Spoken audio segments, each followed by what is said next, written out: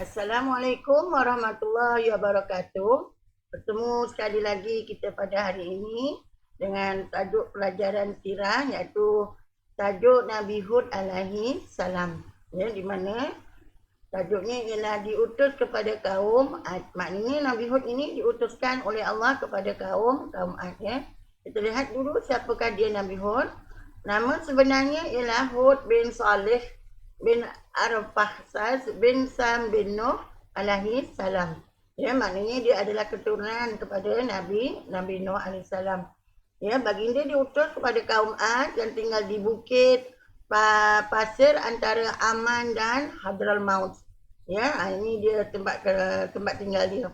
Dan kaum Ad ini adalah kaum pertama yang menyembah berhala selepas berlakunya banjir besar di zaman Nabi Nuh alaihi salam.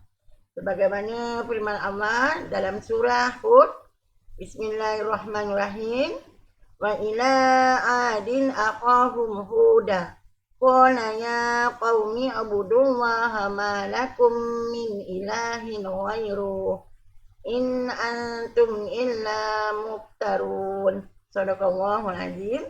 Dan kepada kaum Ad kami utuskan saudara mereka, iaitu Nabi Hud.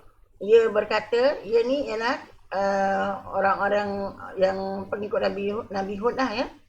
Wahai kaumku, sembahlah kamu akan Allah. Sebenarnya tiada Tuhan bagi kamu selain daripadanya. Kamu hanyalah orang yang mengadakan perkara-perkara yang dusta, iaitu terhadap Allah. Maknanya di sini orang kaum Ad ini dia tidak menyembah Allah, tetapi dia menyembah berhala dan juga mempercayai perkara-perkara karut lah ya. Kemudian kaum Ad ni dibinasakan oleh Allah Ta'ala dengan angin yang kuat dan sangat dingin selama 8 hari 7 malam. Ya. Kalau kita lihat info ni, ya, iaitu kaum Ad ni merupakan kaum yang sangat sombong dengan nikmat Allah.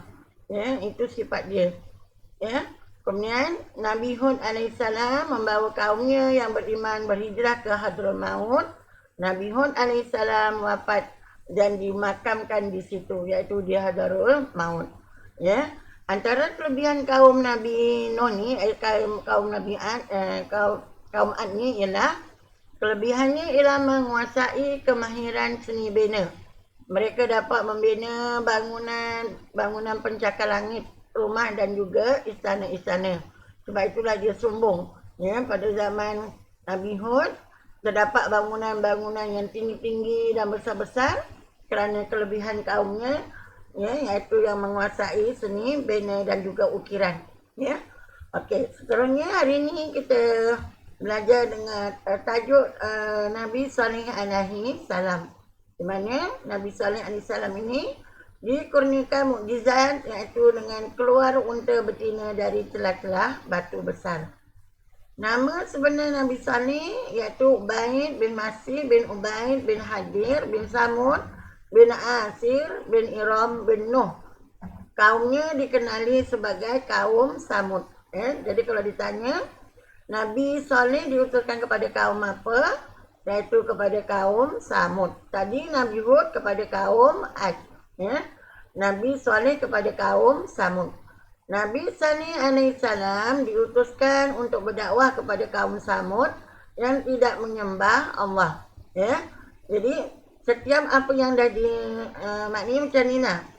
Dalam satu Nabi tu dia akan bila tak beriman Allah akan musnahkan, kemudian diganti dengan kaum yang lain. Ya. Kemudian kaum Samud meminta Nabi Saleh membuktikan kenabiannya dengan cara mengeluarkan seekor unta betina dari batu besar. Ya. Jadi kaum Samud ni dia tak percaya kepada Nabi Saleh yang dia tu sebagai utusan Allah, maka dia nak bukti supaya dia dapat beriman kepada Nabi Saleh, iaitu dengan meminta Nabi Saleh mengeluarkan unta betina dari batu besar. Ya, sebagaimana dalam surah Al-A'raf ayat 73 yang bererti, dan kaum Samud yakni kami utuskan saudara mereka Nabi Saleh. Ia berkata, wahai kaumku, sembahlah kamu akan Allah. sebenarnya tiada Tuhan bagi kamu selain daripadanya. Sesungguhnya telah datang kepada kamu keterangan yang nyata, yakni mukjizat dari Tuhan kamu. Ini adalah seekor unta betina dari Allah sebagai keterangan bagi kamu, iaitu membuktikan kebenaranku. Iaitu kutuilah Nabi Saleh. Oleh itu, biarkanlah unta itu mencari makan di bumi Allah dan janganlah kamu menyentuhnya, maknanya iaitu membunuhnya, mencederakannya dan sebagainya dengan sesuatu yang menyakitinya. Kalau kamu menyentuhnya, maka kamu akan ditimpa azab siksa yang tidak terperi sakitnya. Ya, tetapi kaum Nabi Saleh iaitu kaum Samud ni degil. Dia tetap membunuh, mula-mula dia nak membunuh Nabi Saleh.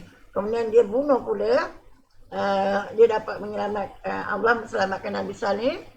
Lalu dia bunuh unta betinanya.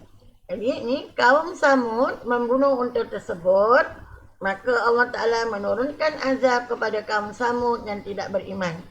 Di mana sebelum hari-hari ini Allah telah menurunkan terlebih dahulu hujan batu dalam bentuk yang panas.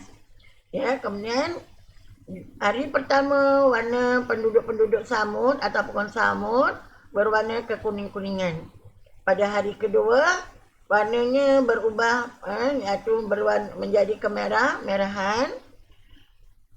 Hari ketiga warna mukanya iaitu kaum Samud ni tadi kehitaman, dan akhirnya pada hari keempat mereka dikejutkan dengan jeritan suara yang sangat kuat dan gempa bumi. Maka disitulah berakhirnya kaum Samud, di mana kebanyakannya mati bergelimpangan di dalam rumahnya sendiri.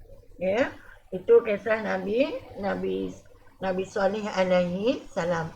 Ya, saya rasa cukup setakat ni dahulu. InsyaAllah kita akan sambung lagi dengan tajuk Nabi Ibrahim alaihissalam pada waktu yang lain. Ya, itu Assalamualaikum warahmatullahi wabarakatuh.